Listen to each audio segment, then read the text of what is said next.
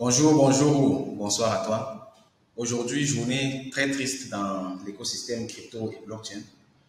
Tout simplement parce que ce monsieur que tu vois ici, il s'appelle Fernando Pérez Algaba. C'est un influenceur très connu quand même de l'écosystème crypto et blockchain, quelqu'un qui a fait fortune avec la crypto et la blockchain.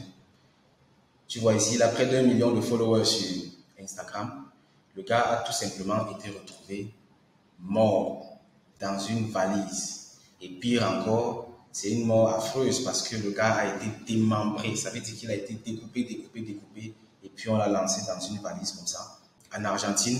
Et puis ce sont des enfants qui jouaient par là, qui ont découvert dans le truc, quoi. Ils ont découvert la valise et on s'est rendu compte que c'était lui, en pleine décomposition, avec les tatouages, on a reconnu la personne. Depuis le 18 juillet, déjà, il était porté disparu. Et c'est le 23 juillet, je crois, que le corps a été retrouvé. Ça, c'est le genre de nouvelles tellement tristes qu'on ne sait même pas par où commencer. Et c'est en fait affreux. Beaucoup de gens disent beaucoup de choses. La police a émis une première hypothèse selon laquelle il a été tué parce qu'il avait beaucoup de dettes. D'autres personnes ont dit que vu qu'il exhibait beaucoup sa richesse, on va un peu aller sur son Instagram pour voir ça. Tu vois, vu que il exhibait beaucoup sa richesse, on voit clairement ici que c'est quelqu'un qui montrait quand même son lifestyle avec les voitures, les yachts et tout et tout. Donc vu qu'il exhibait ça, c'est un groupe de malfrats. On dit, ok, comme tu as beaucoup d'argent, tu vas payer une certaine rente. Donc, ça, ce sont des informations que j'ai juste eues comme ça, des hypothèses. Et le gars n'a pas payé et c'est la raison pour laquelle il a été assassiné. Dans tous les cas, peu importe la raison, ça c'est le genre de choses qui sont tellement affreuses qu'on n'arrive même pas à imaginer. Et moi, je me concentre plutôt sur les leçons à tirer. Quelles leçons tirer de ce genre de choses, de ce genre d'événements? Ici, la première chose que moi je vois, c'est qu'il ne faut pas exhiber sa richesse. La richesse, ce n'est pas quelque chose de public. La richesse, ce n'est pas forcément quelque chose qu'on va envoyer plein la face aux gens. Et surtout quand on est influenceur, ça veut dire quand on est en tête dans un certain écosystème. Il y a beaucoup de personnes qui veulent te ressembler, mais quand tu montres un certain style de vie, ça peut devenir plutôt quelque chose de négatif. Ce qui fait que être influenceur, c'est beaucoup de responsabilités. C'est vrai, certains influenceurs, pour eux, ce qui leur donne réellement l'argent, c'est de montrer ce qu'ils ont. Et puis, ça attire d'autres personnes qui vont essayer d'imiter. Mais ça a des revers.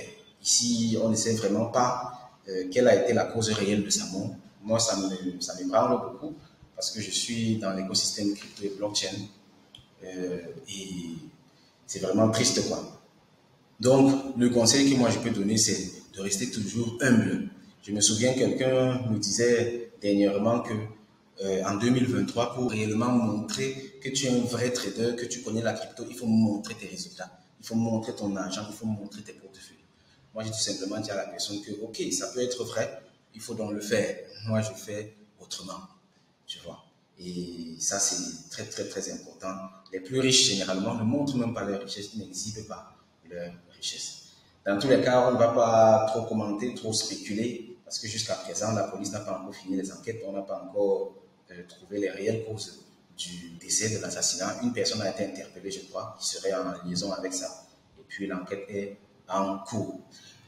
C'est un cas bien, bien, bien triste, encore plus triste même que les gros coups de massue que l'écosystème crypto a reçu de la SEC, la Security Exchange Commission, et puis toutes ces grandes organisations qui essaient d'étouffer la crypto-monnaie. Ça, au moins, ce sont des combats qu'on peut se lever. On dit que, ouais, on mène et tout. Mais quand on a un coup du pareil, ça fait quand même très mal parce que s'attaquer à la vie humaine, ça dépasse un peu les limites de l'entendement. Donc ici, j'appelle vivement les influenceurs crypto, les personnes qui sont dans l'écosystème crypto, à ne pas envoyer plein la face aux personnes. Envoyer plein la face, ça signifie tout simplement montrer que j'ai beaucoup d'argent, la crypto c'est l'argent, voici l'argent, voici l'argent, voici l'argent. Non. Il faut plutôt qu'on se concentre sur l'éducation.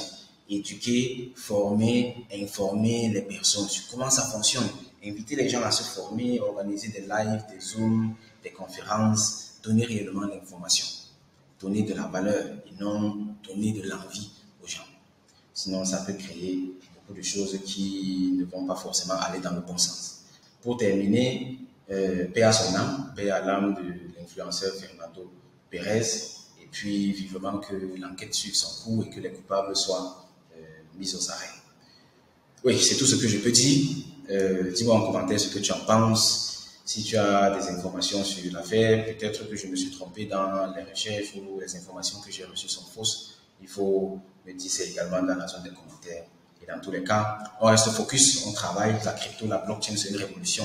Et particulièrement pour nous, Africains, ça a le potentiel de désenclaver l'Afrique financièrement. On doit donc rester bien focus, travailler, apprendre, se former et réellement comprendre comment ça fonctionne. Sur ce, je te dis merci de m'avoir écouté. On se retrouve dans une prochaine vidéo. Au revoir.